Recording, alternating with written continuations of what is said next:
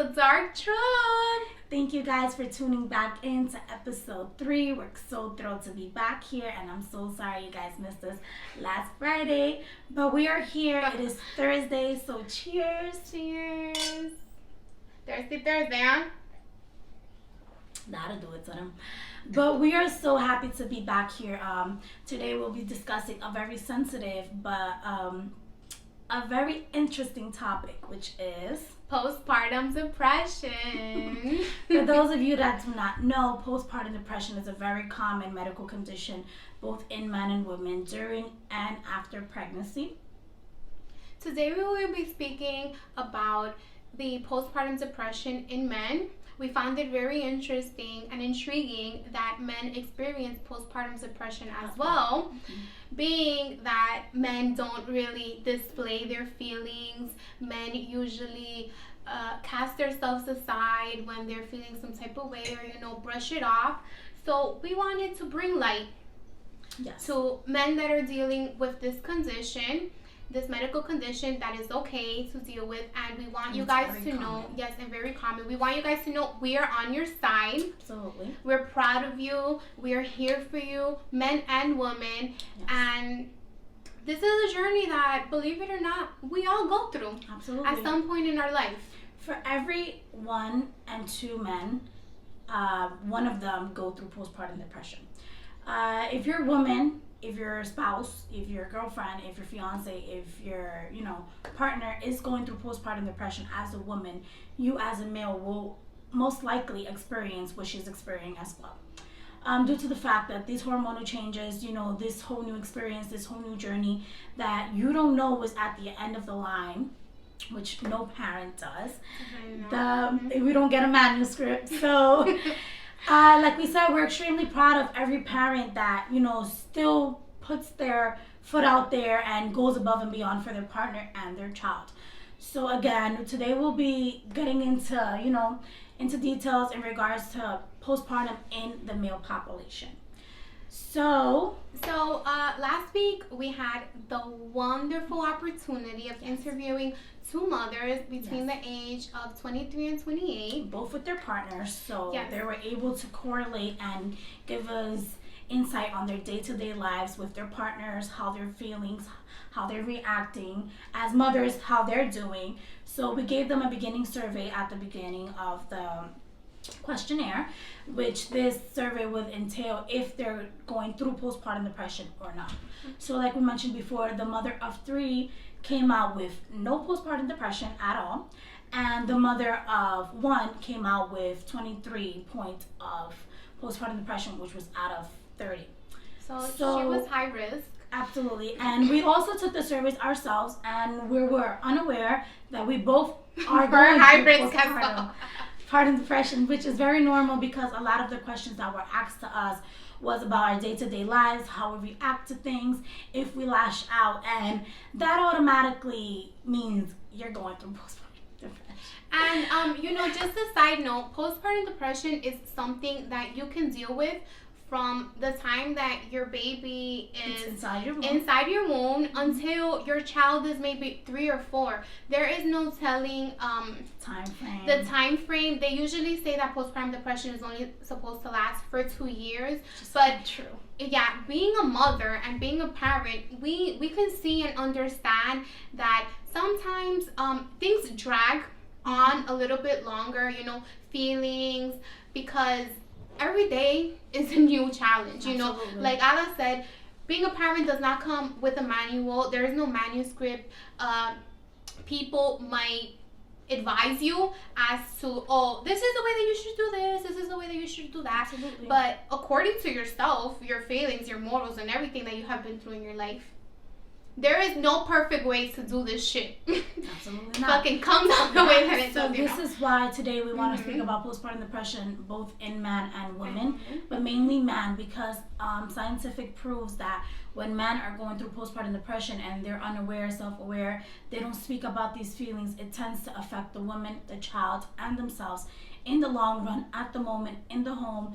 And this is what tends to break down homes and break down relationships, families, and it's really sad that a lot of us are unaware of what we're going through, these medical conditions, because like myself, I'm Spanish, my mom's Dominican, so I ask her all the time, did you go through postpartum depression? Oh, que esto, yo no sé qué eso, yo sufrí, yo pasé la 1001 or whatever, but she wasn't well aware that she was going through postpartum depression.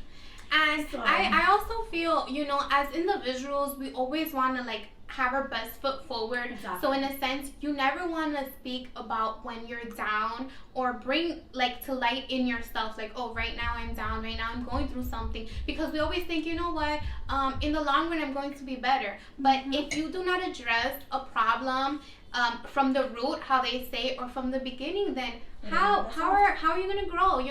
Sometimes we think we'll be able to blossom, but in reality, if you identify your problem, find a solution, you'll be way better. She hit it on the spot. Yep.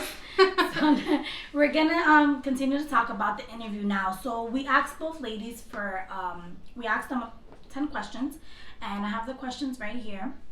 The questions were very sporadic. They were different, and like I said, it got into their day-to-day lives, so we got to know them a lot more, and thank you for that, ladies.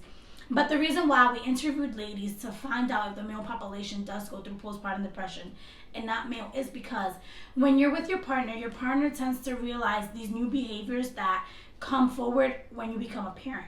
So when you're with your partner as boyfriend and girlfriend, y'all getting to know each other. Yeah, he gets mad, this and that, and you guys argue. But things don't get as complicated as when you're now with father. You don't want to say the wrong things to your partner, to your spouse, and make her feel worse about the situation. Or less than. Harden the situation, make the baby cry, right? So we asked the question to the ladies, and we said, how often do you get asked, are you okay? They both said that they don't get asked often if they're okay at all. But they often do ask their spouse, hey babe, are you okay? Do you need anything? Are the kids being too much? This, that. And we kind of found that a bit unfair as to how come the man doesn't come forward to ask their partner, like, babe, you're okay? Do you need a spa day? Do you need this? And, and as opposed to us as a woman, you're on your man, You didn't give birth, bro, so you should be good. But that doesn't tend to be the issue. And that's what we're trying to enlighten now here through this episode.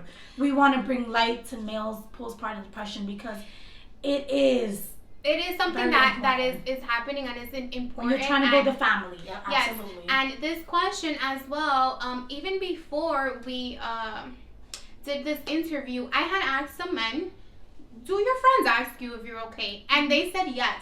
So it's very and the other people ask you if you're okay, and they said yes. So this is very interesting how women do not get asked if they're okay, but men do. Your boy definitely goes up to you, what's good, bro? Everything good? Yeah. And y'all chop it up a little bit, and most of the time men feel good about that. Yeah. They feel get on the game. Loved. Let's talk a little bit of shit on the game. Oh, everything's good. But in reality, it's not. Right. This also makes me think about one of the questions that I asked. Wait, but talking about the game, I'm sorry to cut you off. Yes. Remember, this is one of the... These are one of the things that displayed. Yes, one of the dramatic reactions that these men give. I call it dramatic reactions because how can you sit down in front of a game for 5 to 6 hours on your day off instead of asking your girl, babe, can we do laundry today together? I even kind of choked up, and it's okay because on your day off you deserve that, you deserve time to play your game, you deserve the time to go out with your boys, to order your hats on Hat Club whenever you want, Yeah, do the things that make you feel valuable as a man and make you happy as an individual, because that is very important. But what I'm getting at is when men are going through postpartum depression, they tend to do things that occupy majority of their time, and video games is one of the main factors, one of the main problems, one of the main game changers in total, because in a relationship. Yes. It occupies a lot of time, and during those times, men don't tend to think about the realistic problems. Oh, are the kids fed? Do they need to be bathed? Do they need, my girl needs help cleaning up, fixing up the laundry, does she want to go out have a breather, or do I want to go out have a breather, And we need to take more accountability. Yes. And realize, you know what? Right now, because I'm about to use my finger like. You're being excessive. Yes, excessive sir. Is the so word. Tone it down. And this goes into no my next question. At all. No, definitely no bashing at all. But you know, we talking our shit. Yes. And there's a list of factors that add up to when you're playing video games. You're gaining weight or you're losing significant amount of time with your partner or your spouse. You're isolating yourself from your friends and your family. You're stressing easily. Impulsive, risky behavior. Oh, we have an escaping baby. Hi, Lexi. Sorry about that, guys. Mom life. What's up, buddy? Go ahead. That's fine. And I'm just reading this list of factors because we composed this, and I just want to share this with you guys because it's very important. Because men don't tend to be well aware of this, and like I said, I am not bashing anyone. I just want to enlighten these behaviors that men don't tend to understand when their girlfriend is explaining it to them, bringing it out into light, and telling them, "Yo, babe, I feel some type of way because of this." And just that little one thing is a collateral damage to so much more. You know, and not only video games, but when you're acting this way, you lose interest in work, hobbies, you're fatigued, you constantly conflict between yourself and your spouse, like I said, and you lose interest in having sex because you guys are arguing. You're not talking about it. You know, you just run into your video game. You're not telling you, baby, I'm upset at you because of this. You know, or you didn't make my plátanos how I want. It don't matter, but communication is key. You need to speak about how you feel and why you feel that way, because if not, man, and again, this is not to bash you, but this is more to bring awareness. Right. Bringing awareness to, you know what? We're gonna get into the ladies' line too. I'm not doing that. This is just bringing awareness to some feelings that maybe you don't understand and you want to ignore, and if you pay attention to them, it can improve you. It can improve your work life. It can improve your relationship. You are going to be able to communicate more and be more open. And this leads me into one of the questions that I asked. I asked the woman, is your partner a positive or a negative? In the beginning, they were like, what does that mean? Like, are they a battery? You know, and I was like, are they a positive? Do you think that, how they say, does your partner feed into your cup? Do they pour into you, you know, and into you as a mother, you know? Yes. Are they helpful or not helpful? And one of them said that sometimes she feels like her spouse is useless. And I feel like we've all felt like that. Yes, you know, absolutely. You have a bummed out day, you're tired, maybe you're in the bathroom crying, your kid shit all over himself, threw up on you, there's a mess, the house is upside down. And because your spouse was at work, he'll come in, take his shoes off, have a seat, unbutton his pants, and leave his big fat motherfucking belly out. The exact quotation was, he can be more of a positive. He's hands-on and he helps me, but he needs to do more. I don't feel like it's enough. He needs to help me out at home with chores and the baby. Exact thing we were saying, man. You feel me? You come home from work tired. The food is ready. And maybe 2 pots and pans are not washed. Wash it for her. Wash it for her. She's rub her feet. You know? And even him. Rub his feet. You know, if you finish in the kitchen, go to your room, lay down with your man, tell him, baby, stop. You need something? You know, and vice versa. Look out for each other. Keep asking each other continuously, even if it gets annoying. Even if you be like, yo, babe, what the fuck? Why you keep asking me, are you okay? Ask each other, are you okay? And even if you don't have a baby yet, get accustomed to that. Because it's very important to ask your partner, are you okay? You know, in a beginning relationship, especially, because y'all need to get each other accustomed to the fact that y'all need to know, you know, and mold it into this. Oh, this is communication. Right. If I feel some type of way, I'm gonna let you know right away. I'm not gonna bury this feeling and then come next week, rah rah rah, because I'm upset at you. Right. No.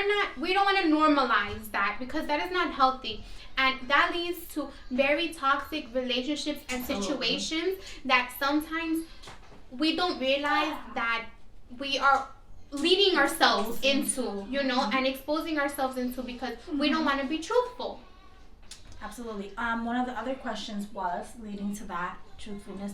What angers you about? We asked a question to them. What angers you the most about being a mother?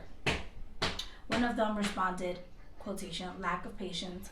Sometimes I feel like when my son fucks up my day, it fucks up everything around my day. Even my relationship with my man when he comes home from work. So again, we're back at the Everything correlates. yeah. So if your kid does something to upset you that day, you want to be comforted by your spouse.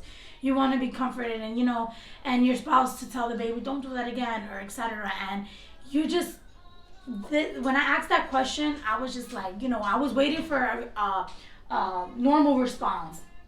Like, what angers me about most being my mom? What angers me the most about being mom? Oh, when the baby cries a lot, stuff like that. And when she responded lack of patience, I was like, I respect that, because I myself, that angers me a lot. And the reason why I don't have a lot of patience is because I feel like when I speak to my son, he hears me, but he doesn't hear me as firmly as he would hear his dad. He's not listening. Yeah, he's not listening. So when his dad speaks to him, he kind of like hears, and he kind of like reacts right away. But when mommy talks, it's like, it's just mommy. Because she's around all day. Yeah, I need my man to put that foot down, So that angers me as a mom. That angers me as a mom, that I sometimes need my man to put his foot down. And that correlated with lack of patience, because it's just my lack of patience makes me depend on my spouse to kind of get my son online when he doesn't be implementing the rules. And I think that this is something that we've definitely all been through, when you have a kid or various kids, and the mother's always the softer one. The mother's always the loving, I'm gonna kiss you if you're sick, I'm gonna take care of you, and the dad is like more reprimanding. But it kind of sucks when you like, for my experience, like, I always have to tell my son's father, can you tell him to behave good with me? Tell him to behave. There are certain little things that I feel like mothers and fathers like need to tell their children, like, oh, you're going out with your dad, or you're going to somebody's house, behave good, da da da da. So as the father, this is, I feel like that's something that men should definitely start implementing, telling their children, like, this is your mother, respect her. When she speaks to you, listen to her, whether they're small or not, because this is something that they grow with. And then it's easier for us as women to just deal with day-to-day life. Yeah, absolutely. Absolutely. So, yeah. And again, we asked them a various of questions, but we're not gonna. Those were just the tools that stood out the most for me that I asked, and the responses. It was just like, definitely when a partner is going through something that you're unaware about, like I said, the communication tends to not be there. So, like, for example, like 3 days ago, I believe, Amir got Angel really upset, right? And he didn't communicate this to me. I don't know. And I just felt like, you should have told me, babe. Why got you upset? Oh, no, it don't matter, because he's a kid. I'm gonna get over it. It's normal, yeah. But I feel like you should have told me that, because maybe you speaking about it would have made you feel better as a parent. Would have made you feel better as a spouse. Would have made you feel better as a person, because whatever he did to anger you, I know it wasn't that serious, because he's a baby. But you should speak about the way you feel. Yeah, and not only that, you could have won to Amir, when you guys are alone, Papi, be nice to your dad. When you're with your dad and I'm not here, behave yourself. Right? Yeah. Be nice to mommy. I'll be like, yeah. So, being a parent, being a new parent, comes with a lot of joy and as many challenges, As well. And postpartum is one of those challenges that affect our day-to-day lives. And we need to bring self-awareness to ourselves, to our spouse, to the loved ones around us, to our friends. Yes. And communicate with one another, like, today is not a good day for me, and why? Because that will make things better. And there are people, I'm sorry to cut you off, there are people out there that go through postpartum depression way worse. Definitely. This is very simple.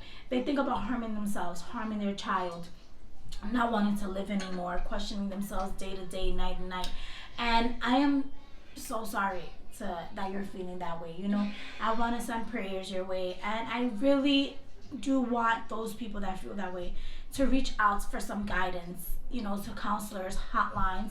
There are many opportunities out there, many people who are willing to help those in need. And I myself am one of them. The dark truth is one of them. Come to us, speak to us. If you're going through postpartum depression and you feel like no one's hearing you out, you want to yell, you want to scream, you want to write paragraphs, DM us. Write to us, comment below, send us an email. And I want you guys to know, I was a little bit of my testimony. I definitely did deal with postpartum depression very severely after I gave birth. I did think about harming myself. I lived on the 27th floor. I remember I used to tell my spouse every day, I'm going to throw myself. I just feel like throwing myself. Like, this is too much. It was so much for me to be working full-time, being a full-time mom, being a wife. And I felt like I didn't have like this support system behind me to push me, because sometimes you do have people behind you and they're helping you, but it's not the help that you need. And I realized that we have to learn how to ask for that help. We have to learn to speak about, what, I need this for myself. I remember I would tell my spouse, like, I'm depressed. Listen, literally straight up, I would tell him, I'm depressed. I feel like killing myself. And he was not aware about what depression was. He would tell me that I was crazy for feeling that way. And I think that kind of, in a sense, would drown me more. But I would look at my kid and think, if I die, who's going to take care of my kid? Right. I cannot leave my kid only with his father. No. My kid needs to be with me, because I did not suffer for 9 months, go through morning sickness, not be able to walk upstairs, do all this shit for me to leave this world and leave my kid alone. So, you're so strong. Yes. And you want to know something? I took it upon myself to say, you know what? I'm not feeling good. When you are depressed, you feel like your body is rotting from the inside out. And I said, I was in college. I wouldn't feel good. I went to therapy. The therapist told me things about myself and made me so self-aware about my feelings that literally changed my whole entire life. It brought light to me. And I want you guys to know that we are not perfect. Living proof, baby. Yeah, we're living proof. We're not perfect. We're not going to sit here and give you this fake facade, we're the best moms. Because no, there is no best mom. There is no best parent. We create the best for our children and for ourselves. And everybody has a different definition of that. Yes. We're just going to wrap up our third episode. Thank you very much for tuning in. Thank you for giving us your time.